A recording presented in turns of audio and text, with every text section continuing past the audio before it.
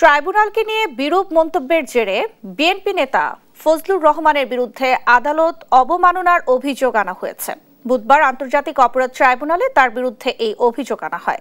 আগামী রোববার ট্রাইব্যুনালের চেয়ারম্যানের উপস্থিতিতে এই বিষয়ে শুনানির দিন ধার্য করা হয়েছে।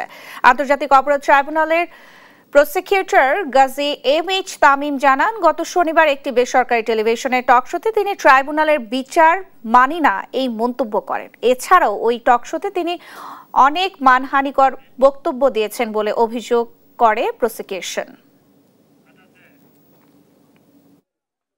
এই ট্রাইব্যুনালে শেখ হাসিনার বিচার হতে পারে না। শুধুমাত্র উনি শেখ হাসিনার বিচার প্রক্রিয়া নয়, উনি এই ট্রাইব্যুনালের সমস্ত বিচার প্রক্রিয়া নিয়ে প্রশ্ন তুলেছেন। এই ধরনের কোনো বক্তব্য দেওয়ার অধিকার কারো নাই।